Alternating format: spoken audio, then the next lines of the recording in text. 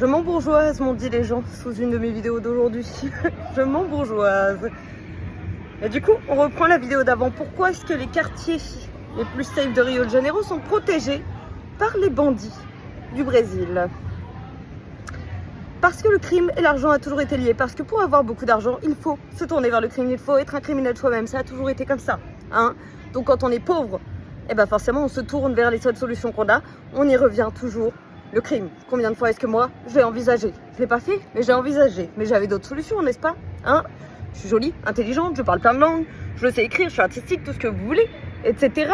Donc j'ai réussi à m'en sortir autrement. En plus, je suis française. Passeport rouge, oui, gros privilège.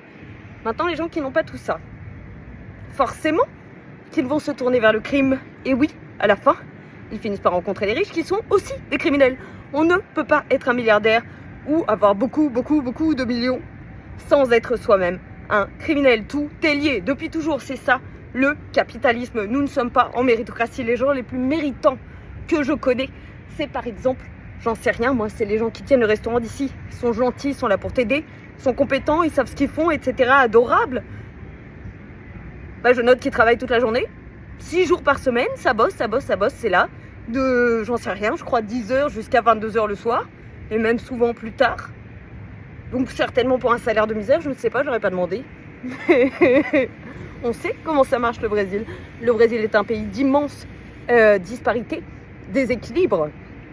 Beaucoup plus encore qu'en France où on a quand même des classes plus équilibrées dans le sens où la différence entre pauvres et classes moyennes est minimale.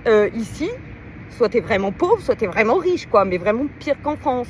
Mais c'est toujours le capitalisme, vous n'avez pas compris, on suit le même chemin. Je veux dire, en France, toutes les disparitions des aides sociales, de tout ce que vous voulez, etc.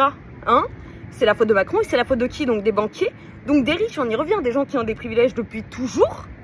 Mais à côté de ça, vous préférez m'attaquer moi parce que j'ai choisi et j'ai fait un choix d'aller dans un quartier dangereux, mais pour avoir le confort de l'immeuble, parce que pour le même logement que j'ai là, mais peut-être plus fonctionnel vu que je me fais arnaquer en plus, dans un bon quartier, un quartier moins dangereux, j'aurais payé 2 fois plus cher.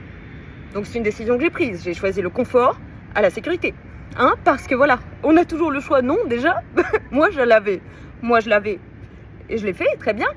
Mais tout le monde n'a pas le choix. La plupart des gens n'ont pas le choix. Moi j'ai l'avantage d'être au Brésil avec des euros, hein, une cagnotte et même des ventes de livres, même si je me fais 200-300 euros. Mais c'est le salaire minimum brésilien qui rentre sur mon compte tous les mois.